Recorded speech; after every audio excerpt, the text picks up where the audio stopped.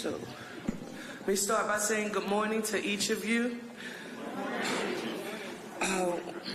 And as usual, I want to start where we always should, and that is acknowledgement for members of the Parker administration who've played an integral role in helping us get where we are on today. Of course, there's our Chief of Staff, Tiffany Thurman, Chief Deputy Mayor Sincere Harris, and Chief Deputy Mayor Vanessa Garrett Harley. Give the big three a round of applause. Thank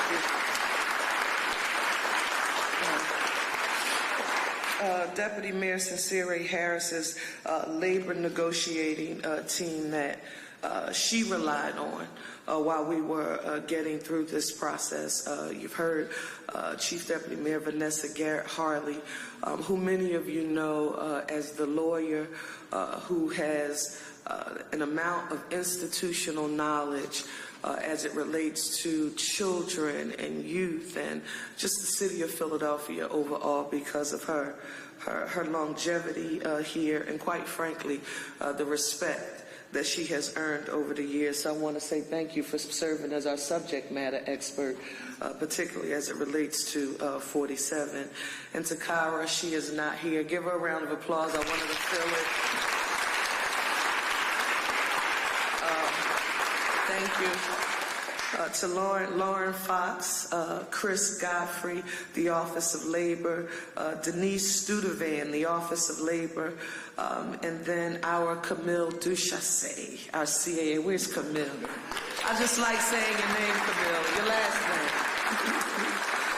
name. And to Candy Jones, our Director of HR, who is about to have, again, the smartest baby in the whole wide world.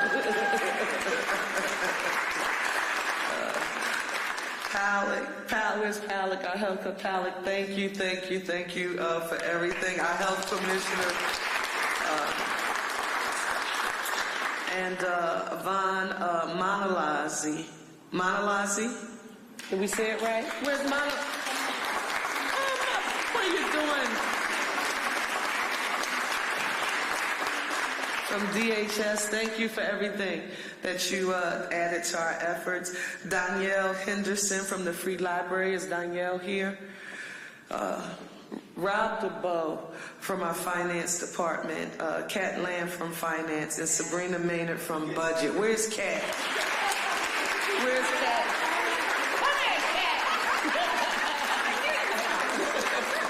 Thank you. We did miss you the last time. I miss you too. So thank you so much. And then there's Harry Hansen from Finance. Harry. Thank you. And Lisa from Laws. Lisa here. Lisa and Megan Malone. Lisa, thank you. And there were so many other city officials who were working around the clock to keep our city safe and ensure that we were getting through this moment with the professional expertise and, quite frankly, the technical assistance that you need to serve as the foundation of all negotiations. With that being said, I want to say good morning to each of you.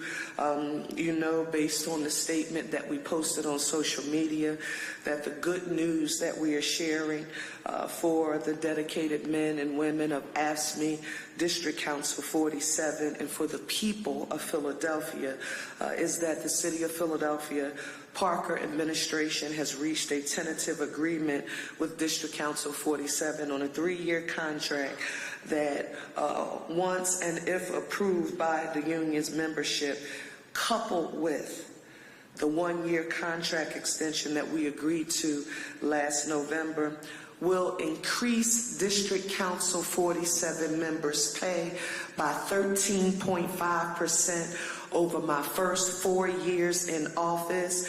This is another very significant investment in our employees, while at the same time ensuring that the city of Philadelphia is living within its means. I want to start where you've heard me. Some people have heard me say this on multiple occasions, but it is very important for the benefit of residents of the city of Philadelphia that I am an unapologetically proud pro-labor, pro-union, and pro-worker mayor, and I always will be. Unionized workforce means a great deal.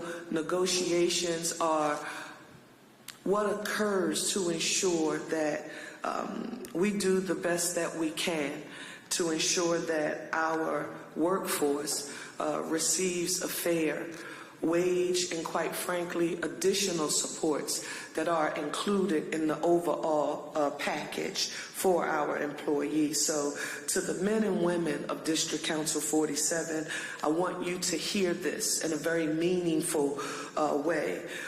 Your city values you and the work that you do every day for our residents. And it is not enough for me as mayor of the city of Philadelphia to simply say that the city values you and you don't see it, the economic benefit of that value. With that being said, I want to affirm that from the 5% raise that you received in the one-year contract extension last November, that extension ended on June the 30th, to the 8.5% pay increases included in the tentative 3-year agreement reached on Tuesday. I have always sought to balance valuing the men and women of District Council 47 for the important work that they do and protecting the fiscal stability of the city of Philadelphia. With that being said, I have to just say this for the record.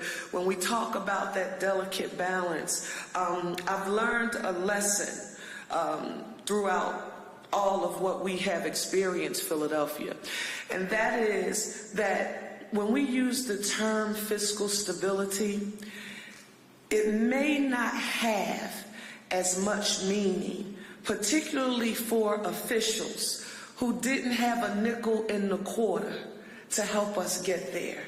It's like having sweat equity in something that you achieve in your own life. When you have blood, sweat, and tears invested in the labor, invested in the effort to put the city of Philadelphia on sound fiscal footing, it matters to you a great deal. And so with that being said, I want to say to the men and women of District Council 47 who show up for work every day to care for our most vulnerable children, to provide recreational activities for our young people, to provide the library services to our residents, to deliver vital health care for our residents, and to perform a wide range of other duties. I want you to know that you are seen and you are valued. And in this contract agreement that is being proposed for your consideration, it reflects that the city of Philadelphia values you. To the residents of the city, I know the last several weeks have been very long ones for all of us. From the 8-day strike by AFSCME District Council 33, which left our city grappling with trash in too many neighborhoods. These days and weeks, they haven't been easy for any of us, including you, the residents and the taxpayers of our great city. I can only tell you, and it's important to me that I acknowledge that there were a whole lot of city workers who worked tirelessly and around the clock all week, day in and day out, to ensure that we were providing you with the essential city services that you deserve and that you rely on. With that being said, I want to pivot just a bit because I got about 2 questions when I was actually coming in the building about trash. And I said, well, wait, I'm about to go talk about DC 47's contract. They were concerned about trash, so let me just pivot for a second. I do want you to know that the city has resumed regular trash collection collections, curbside trash collections on Monday of this week. I'm going to ask you, Philadelphia, to please be patient with our city workforce, and let's be grateful for them too. Can we give them a round of applause since they're back? Thank you. Thank you. Thank you. They are back. They are back on the job, and we welcome them back with open arms. Now, I want to get back here to District Council 47. Last year, we had the 5% pay raise that we agreed to that ended again June 30th, 25. The first year of the tentative agreement includes a 2.5% pay increase plus a $1,250 bonus. So that's the first year, 2.5, $1,250 bonus. The second year, there is a 3% pay increase. In the third year, there is a 3% pay increase.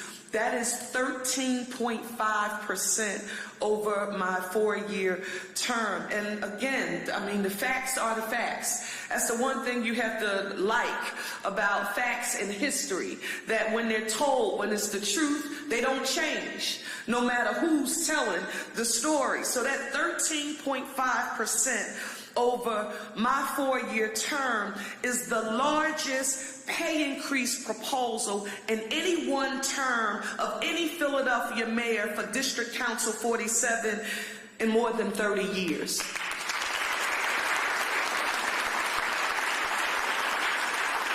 So Philadelphia, I know somebody at home who is, not engaged in this on a daily basis is saying, wait a minute, I don't understand. That's the same language that I heard you share when we were talking about AFSCME District Council 33. You are accurate. And so when you hear me say that we value our municipal workforce, it is not simply in word. I've been working in government and politics for too long, right? You can't simply listen to what people say. It is true. You have to watch what they do. And I am so proud, Philadelphia, that in a very meaningful way, we have offered significant contracts for both AFSCME affiliates in 33 and 47. What else does the 47 agreement include? It's a modified longevity schedule.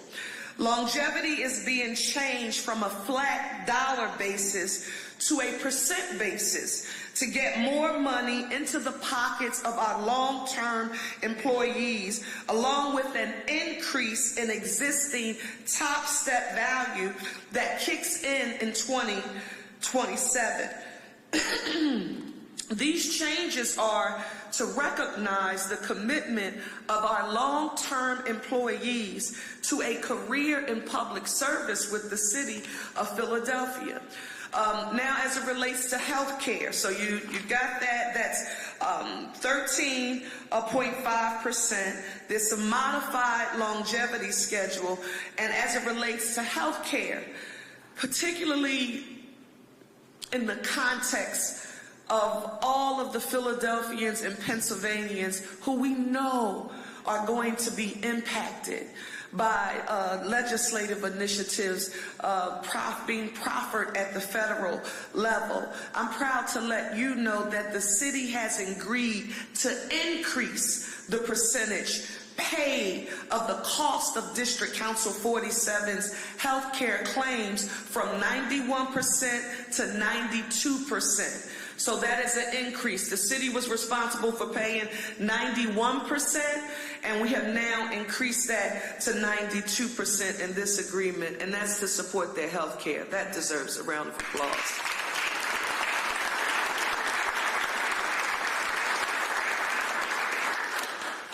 Again, to our residents, I'm going to ask that you please give us grace as all of our hardworking city employees and members of two very proud AFSCME District Councils. They deliver for all of the citizens in our city.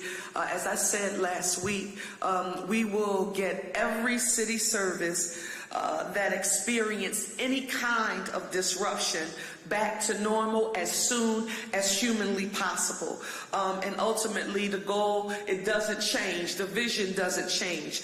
It is still to make Philadelphia the safest, cleanest, greenest big city in the nation with access to economic opportunity for all. Chief Deputy Mayor Sincere Harris, any words?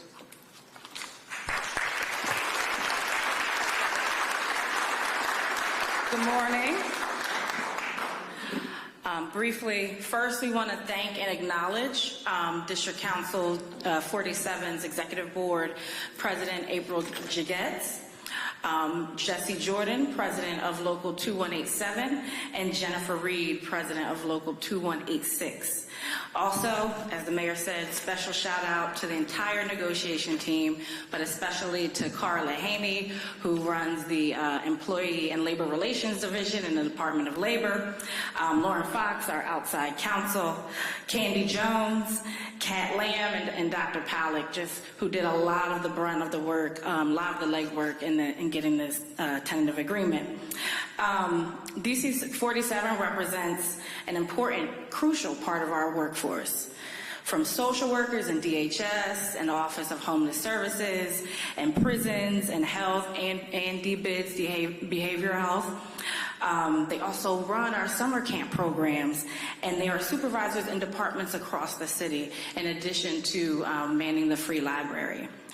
The city worked closely with DC 47 to come to this agreement that allows continued growth, career and economic growth. It incentivizes, as the mayor talked about with the addition to the fifth step and the longevity change, this incentivizes a long-term commitment to being a city employee. So it rewards the workers who stay here 5, 10, 15 years. We are investing in them in a significant way. It broadens access to mediation for grievances, and it also critically provides additional security for their health and welfare funding. Again, moving to that from that 91% to 92% was an important and significant investment on the city's end. But what we outlined today is just a part of the continued investment that the city is committed to for DC 47 employees, but all of our workforce, DC 33, our police and fire. When we come to these agreements, it's a moment in time, but it's just a snapshot of all of the investments that the department, that the chief, that CAO and OHR are doing to make sure that we can attract talent and keep talent here, because we know how important our workforce is. We can't deliver any critical services without the men and women of DC 47 and all of our employees in the city of Philadelphia. With that said, we look forward to our continued progress in our working relationship with AFSCME District Council 47, and I'm going to bring back Mayor Parker, and we'll open up for questions.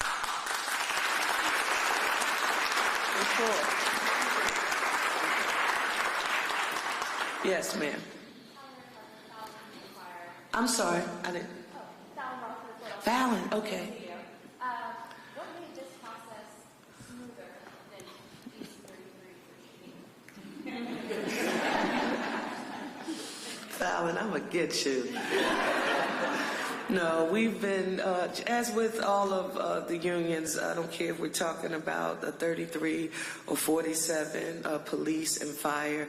I don't want you to think that the intensity associated with the negotiations and what we saw, evolve over the past 2 weeks, like that is the body of work. These have been ongoing conversations that the labor team has had over multiple meetings. I'm talking about since last year.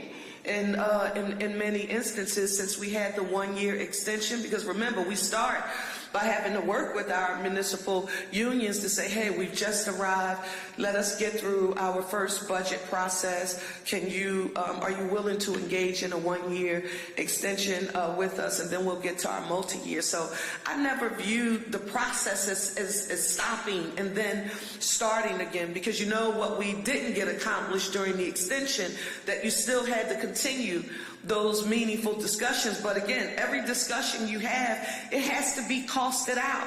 So when you hear us call up Cat Lamb, and you hear me reference Rob DeBoe, Finance Director, then Sabrina Maynard, our Budget Director, all of it has to be captured within the city's 5-year plan, right, which has to be approved by PICA. So none of this is in isolation, Philadelphia. It's all a part of a larger equation in long term sort of thinking. The way a friend of mine describes it to me is that you can't have a turtle view. You have to have a giraffe level view, and you have to be able to see the field and see the 5-year plan, and how do you balance all of the competing interests and, quite frankly, crises that we have here in the city of Philadelphia, doing right by the people who keep the city moving, but then thinking about public health and safety, opioid crisis, education.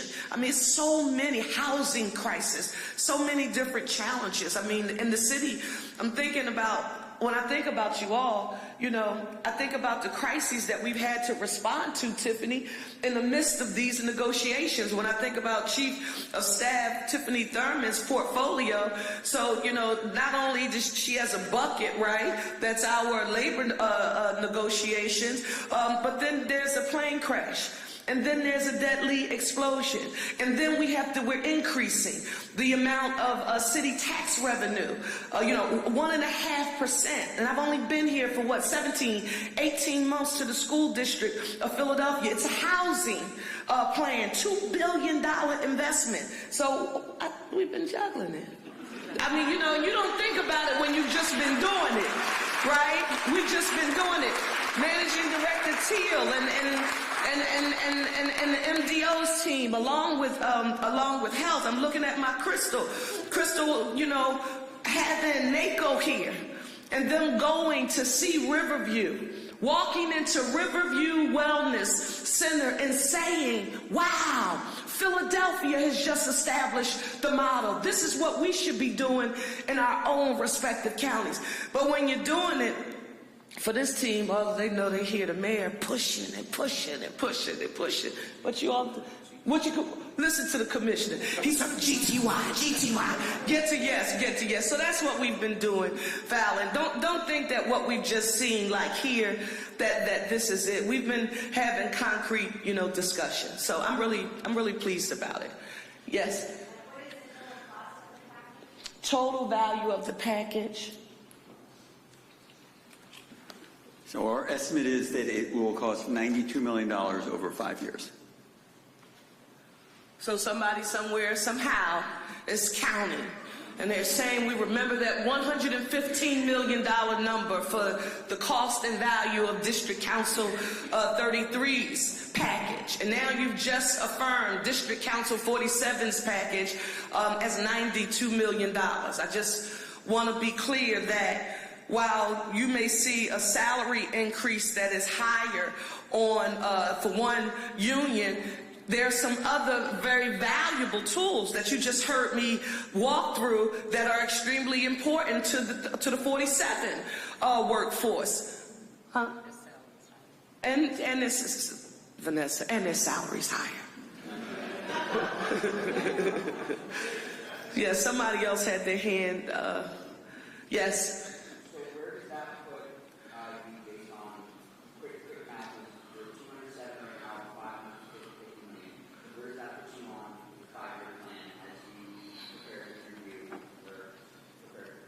Three more to go. Right. So, as you said, $550 million in our labor reserve. So far, we've used about $200 million of that up, and we will continue to monitor how the agreements compare to our reserve to see where we are. But again, this is when, and let me just say it now and just put it out in the ecosystem. If Cherelle Parker, the lifelong Philadelphian, had her way, I'd give everybody 10% across the board for every year, right? However, look at Sincere. Oh my Jesus, you get to hear Rebecca. She's calling on Jesus behind me. That's what Cherelle would do. But Cherelle also, and Mayor Parker, pays attention to what we are seeing happen at the federal level right now.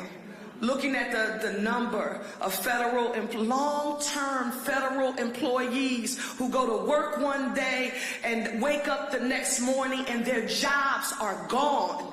And so when people say so simply and easily that we should just be able to increase the wage across the board, yeah, you could. I could do it. But then you say, okay, we can do it, but now we're going to have to lay off half the workforce. That's not an option for me. We will not lay off members of our valuable city workforce because we have an agenda, and you can't enact safe, clean, and green and economic opportunity for all without all of the men and women who make up the municipal workforce. So if you want to know what choices, Cherelle Parker, you had to make as mayor of the city of Philadelphia, do we not live within our means and do what some previous mayors have done? Let me say that too. And make a politically expedient decision that will be comfortable for the mayor. Everyone will be happy. No one will be upset. Just give the shop away and then half the labor force. It wasn't an option for me. I refuse to join the club of the mayors who made politically expedient decisions when it came to labor negotiations to ensure their re-election, but they walked Philadelphia to the bridge of bankruptcy. And I'm not going to be that kind of mayor.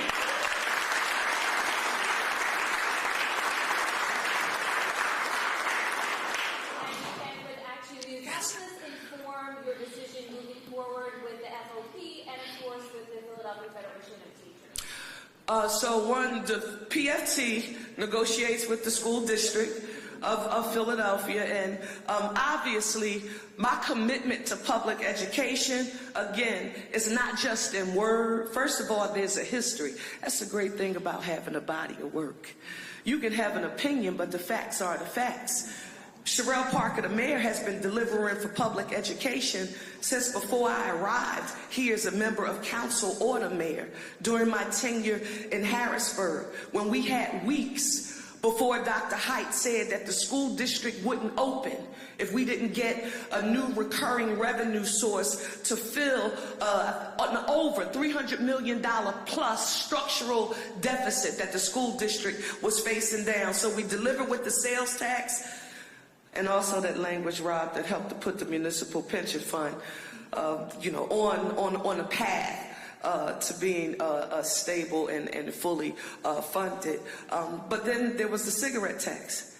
And then when we become the mayor of the city of Philadelphia, imagine this.